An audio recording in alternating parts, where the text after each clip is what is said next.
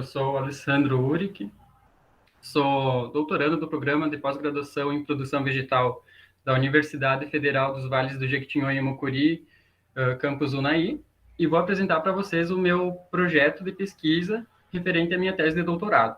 Ele é intitulado como Desenvolvimento e Aplicações de Biocarvão e Carvão Ativado e Coprodutos da Macaúba e suas aplicações na remediação de solos contaminados e para melhoria de performances no cultivos agrícolas e florestais.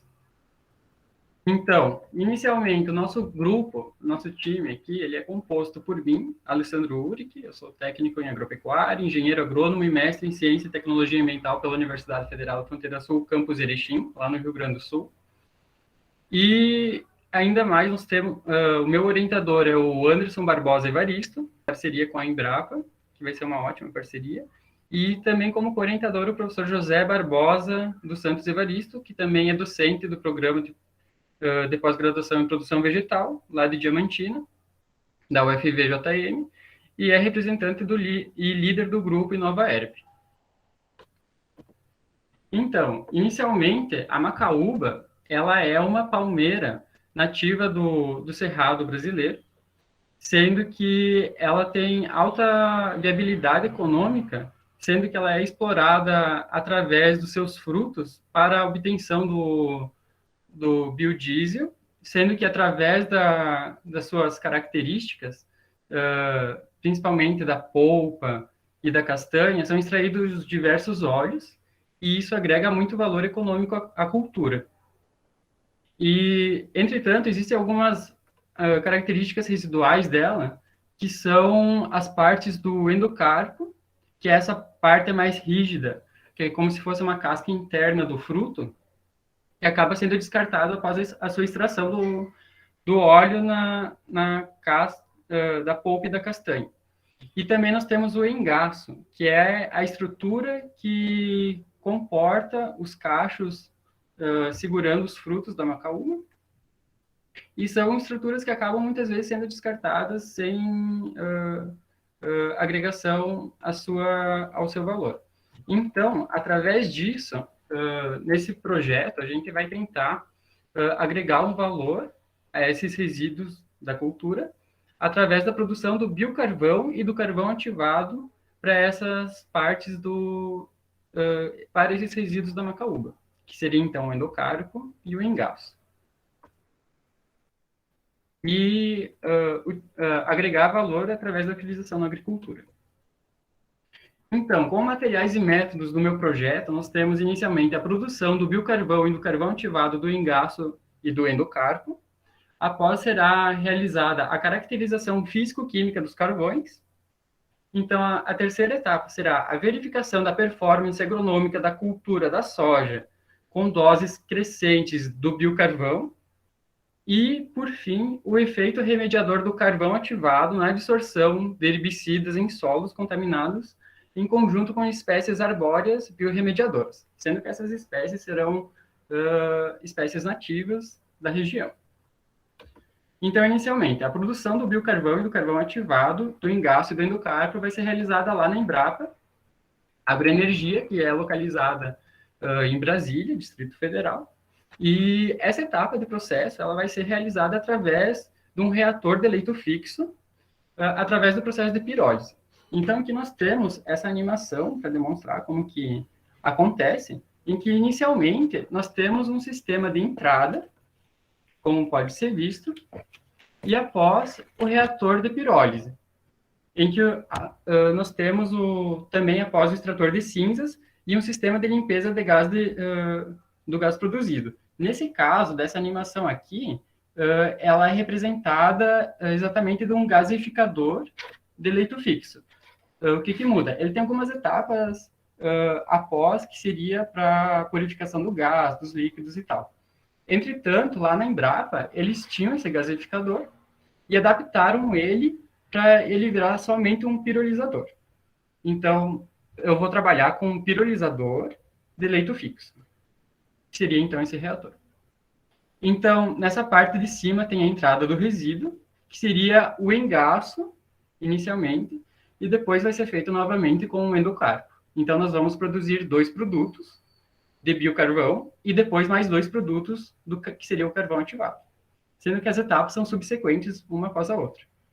Então, o resíduo ele já vai chegar triturado com 80% de umidade nesse gasificador. Então, ele vai para um funil, que é essa parte, onde é banida toda a entrada do oxigênio. E assim o resíduo irá passar por 2 estágios, que seria o de pré-aquecimento e evaporação, e o outro da pirólise, em que nesse processo são convertidos 90% dos resíduos sólidos em gás de síntese. E os outros 10% que sobram são resíduos que seriam as frações líquidas, entre outros. Então, o gás produzido, ele pode passar para um sistema de limpeza e filtragem, onde o gás pode sair para gerar energia elétrica ou produção de calor. Nesse caso aqui, como esse pirolizador ele não tem todas essas etapas, o gás aqui não é utilizado, ele é largado diretamente para o ambiente. Então, aqui nós temos a produção do biocarvão, em que naquele reator vai entrar a biomassa lignocelulósica residual, que vai, na verdade, isso aqui vai ser o material que vai ser gerado através daquele processo de pirólise. Então, o biocarvão ele é produzido através da temperatura em torno dos 350 graus, em tempos entre 0 e 2 horas depois se atingir essa temperatura alfa.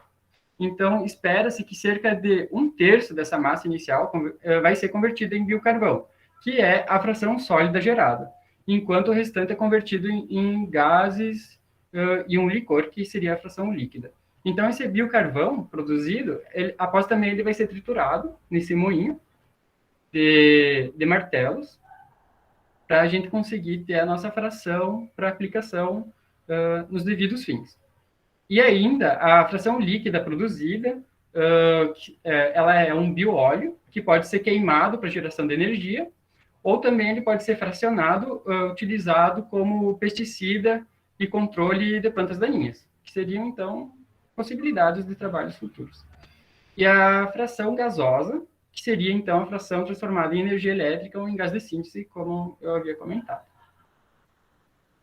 Já então, a produção do carvão ativado, ela é dada pela utilização do biocarvão já produzido anteriormente em uma outra etapa, em que o que vai acontecer é a ativação desse material. Então, o material carbonáceo, ele pode ser ativado em 3 etapas, que é a preparação da matéria-prima, que é como eu comentei, que é a entrada lá com tanto por cento de umidade, a carbonização, que é essa etapa de pirólise, e então, finalmente, a ativação. E essa ativação, ela pode ser realizada de forma química ou física, sendo que a forma química, ela consiste na utilização de alguns aditivos inorgânicos para degradar e desidratar esse material. Entretanto, a ativação química, muitas vezes, ela não é eficiente, porque ela acaba sendo muito custosa. Os reagentes são muito caros, e acaba exigindo uma maior quantidade, dependendo da finalidade que tu vai utilizar. Principalmente se precisar gerar grandes quantidades. E a ativação física, que é a que vai ser realizada, ela consiste no desenvolvimento dos poros por reações exotérmicas. Então, nesse mesmo reator, vai ser colocado o biocarvão ali dentro, e a temperatura da carbonização, onde os voláteis são removidos, vai ser realizada entre 600 e 700 graus. Então, aqui nós até temos uma imagem para demonstrar como que o material entra e após vai ter que ser retirado por um aspirador. E essa ativação física, ela ocorre também sobre a adição de vapores da água ou do gás carbônico, que irá reagir com o material carbonáceo formando esses poros. E isso tudo é para agregar suas características de adsorção, e então nós temos o nosso carvão ativado para a remediação de solos contaminados. Então, agora nós vamos para a nossa segunda etapa da pesquisa, que é a caracterização físico-química dos carvões. Então, após a produção dele, é realizada um resfriamento, o peneiramento, lavagem, secagem, polimento, separação granulométrica e embalagem. E então vai seguir para as análises. Tudo isso vai acontecer ainda lá na Embrapa. Então, serão realizadas algumas análises elementares, análise imediata, térmica, análise detalhada da parte da composição química.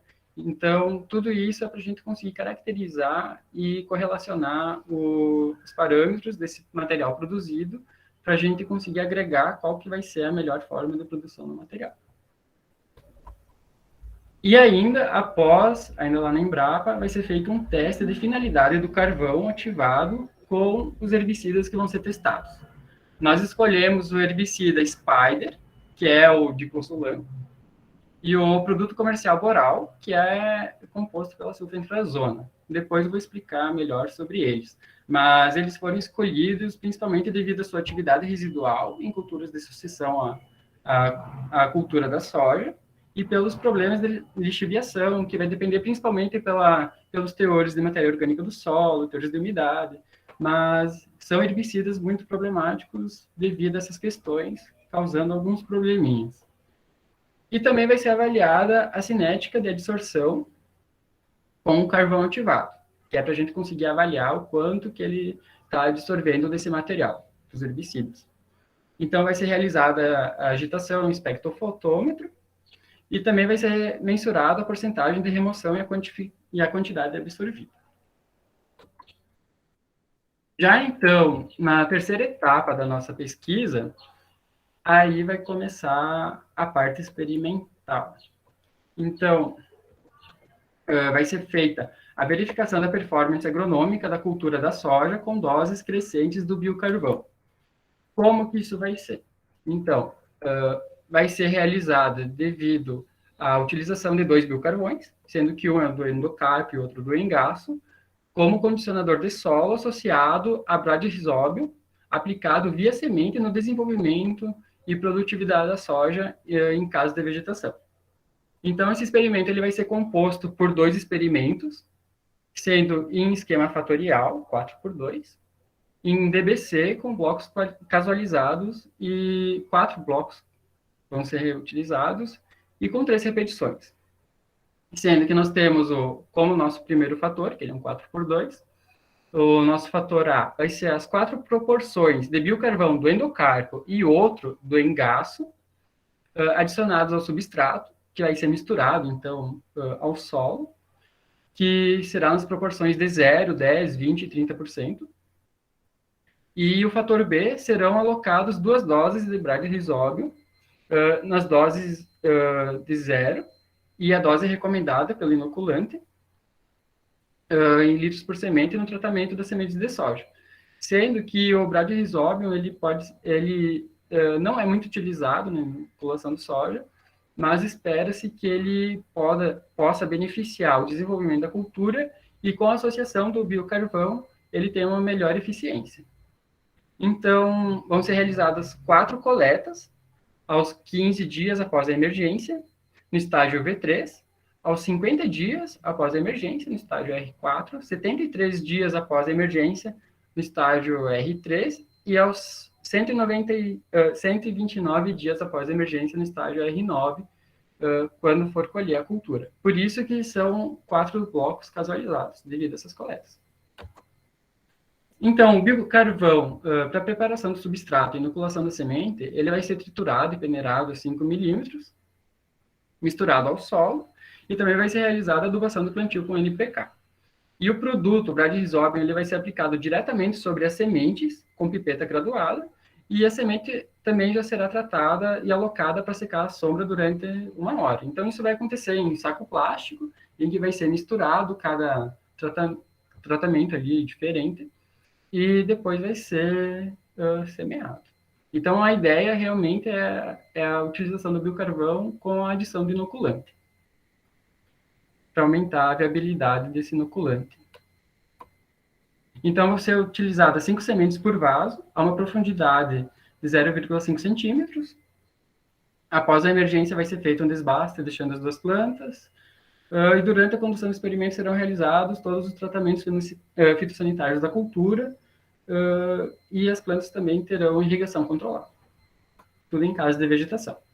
Então, nas 3 coletas de plantas para avaliação das variáveis biométricas, aos 15, 58 e 73 dias após a emergência, vão ser avaliadas a altura de planta, comprimento de raiz, volume de raiz, área foliar, massa seca da folha, massa seca do caule mais o pecíolo, massa seca da estrutura reprodutiva, massa seca da raiz, massa seca da parte aérea e massa seca total. Ainda também a razão entre a raiz dividida pela parte aérea. E na terceira coleta do R3, ainda quando houver já quando houverem vagens e flores, vão ser avaliados, então, o número de flores, número de vagens, bem como também a massa seca das flores e massa seca das vagens. Então, vai ser realizado avaliações sobre as nodulações, que é para caracterizar a eficiência do biocarvão associado com o bradyrhizome. Então, o potencial de fixação biológica do nitrogênio das plantas da soja vai ser tentado e identificado nessa etapa. Dessa forma, também a coleta vai ser realizada no estágio R3, como comentado anteriormente, que vai ser avaliado o número de nódulos e a massa seca dos nódulos. E após, lá nos 129 dias após a emergência, vai ser avaliado o comportamento, os componentes de produtividade, em que vai ser avaliado números de vagens por planta, número de grãos por vagens, número de grãos por planta, massa seca de 100 grãos, com umidade corrigida de 13%, e a produção por planta. E assim termina a nossa terceira etapa do experimento. Na última etapa, vai ser avaliado o efeito remediador do carvão ativado na absorção de herbicidas em solos contaminados, em que o objetivo vai ser quantificar essa capacidade de absorção com os herbicidas diclosulam e sulfentrazone pelo carvão ativado, combinado com espécies fitorremediadoras florestais nativas do cerrado, avaliando, então, o tempo de absorção em caso de vegetação. Então, vão ser avaliados 3 experimentos com esquema fatorial de 2x4x4, sendo um delineamento inteiramente casualizado com 3 repetições. Nesse nosso fatorial, nós vamos ter 3 fatores, né? Então, sendo que o primeiro, fator A, vai ser as 2 espécies arbóreas, já identificadas com capacidade fitorremediadora para o diclosulam, que é o Spider, que é a Erymanthus crotonoides, e o Ingacipó, como fitorremediadora para o sulfentrazone. Mas as duas vão ser avaliadas com os 2 herbicidas. O fator B vai ser 4 doses de herbicidas diclosulam na dose de 0, 0,125, 0,0250 e 0,050 kg por hectare, e sulfentrazone nas doses de 0,04 e 0,08 e 1,6 litros por hectare, sendo que essas doses são representadas pela dose recomendada, metade da dose e o dobro da dose, e a testemunha, que é 0%. E o nosso fator C vai ser as porções do carvão ativado provido do endocarpo e da macaúba, que vai ser nas porções de 0,05, 25, 250 e 100 miligramas por litro de herbicida, que vai ser calculado. Então, diferente do outro experimento, essas doses de carvão vão ser aplicadas após a aplicação do produto, sendo que no experimento anterior ela era misturada com substrato. E aqui, então, só para ilustrar, nós temos uma animação aqui para demonstrar como que vai ser o vaso em que os herbicidas vão ser aplicados sobre as plantas novas, né, para avaliar o efeito biorremediador delas, para remoção do herbicida, e associado com o biocarvão. Então, na tentativa de avaliar a capacidade de absorção e beneficiamento no desenvolvimento da cultura.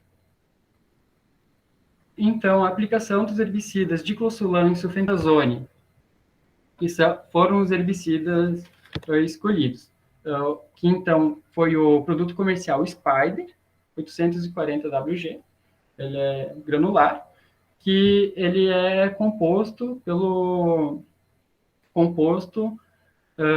diclosulan, em que ele é pertencente ao grupo químico da LS, que são, então, inibidores de aminoácidos, de valina, leucina e isoleucina. Então, eles são responsáveis pelo bloqueio do ciclo celular na G2, da mitose, e também para a síntese do DNA na G1. Então, os problemas que acontecem, principalmente, são várias vezes com a cultura do milho, em que os inseticidas, quando associado com inseticidas organofosforados e adubos nitrogenados, como ureia, faz com que ocorra a perda da seletividade, a cultura, interferindo na conjugação da glutationa. Então, vai interferir na metabolização desses inibidores da LS, perdendo a capacidade de seletividade da cultura. E também pela questão de que o período residual desses produtos no solo acaba sendo muito grande, que é até de 18 meses para a cultura do girassol e do sorgo após a soja.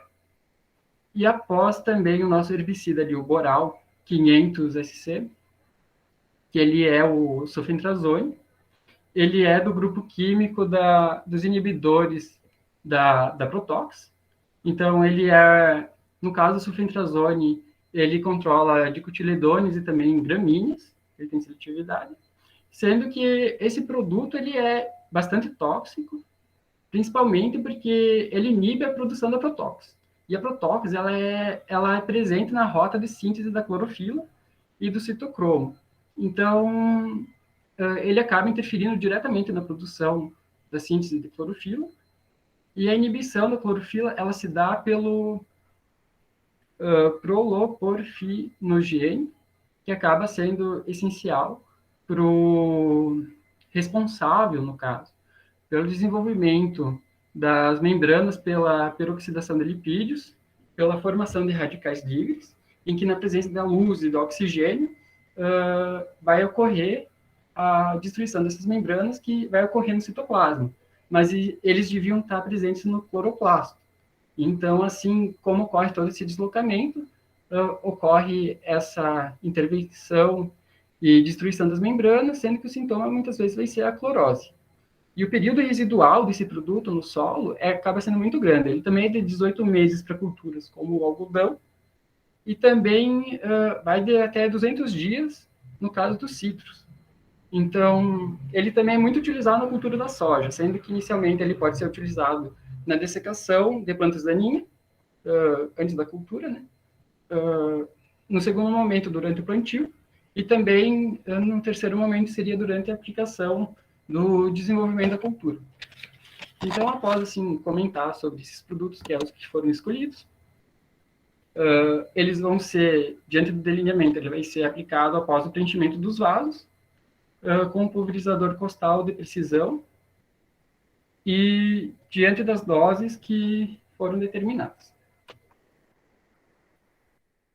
Então, sobre as avaliações que vão ser realizadas das espécies nativas como fitorremediadoras, que vão ser plantadas nos vasos, vão ser aos 25, 50 dias após o tratamento, em que vão ser avaliados parâmetros fitossintéticos nas folhas das plantas, que serão avaliados de forma invasiva, sem destruir material, com auxílio do MultiSPQ, que se nós conseguirmos comprar, ele garante essa facilidade para obter esses dados de análise. E aos 60 dias após o tratamento, vai ser avaliada a fitotoxicidade às plantas, atribuindo notas de 0 a 100%, de 0 a 10, aliás, em que 0 é a ausência da injúria e 10, que seria o 100% da morte completa das plantas. Também vão ser avaliadas a altura da planta, massa seca da parte aérea, e depois vai ser avaliado o carvão ativado como remediador do solo.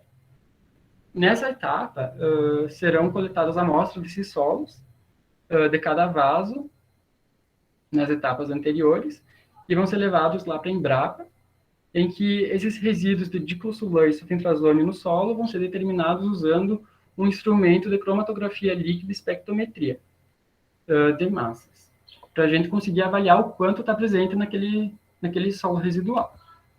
E daí, depois, nós vamos ter uma segunda etapa do experimento, em que vai ser pegado esse solo que sobrou e vai ser cultivado plantas de pepino, em que a fins de confirmar a despoluição desse solo. Então, a planta do pepino, ela é uma planta bioindicadora, em que, nessa imagem aqui, é de um experimento meu do mestrado com bioherbicida, mas o intuito é de avaliar se aquele solo ainda apresenta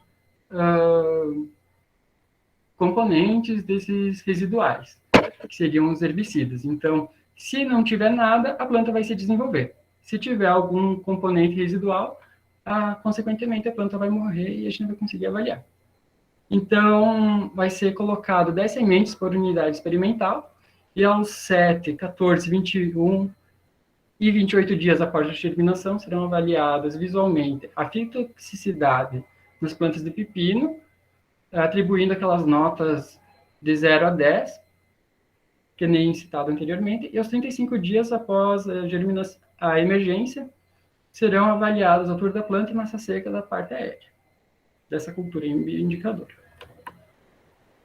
Então, todos esses dados vão ser avaliados de forma estatística, em que os dados obtidos serão submetidos a uma análise de variância, a nova, realizado utilizando os pacotes do software do R, sendo médias dos fatores qualitativos comparados pelo teste de Tukey, em P igual a 0,05% de probabilidade, e o fator quantitativo submetido à análise de regressão, também é 5% de probabilidade.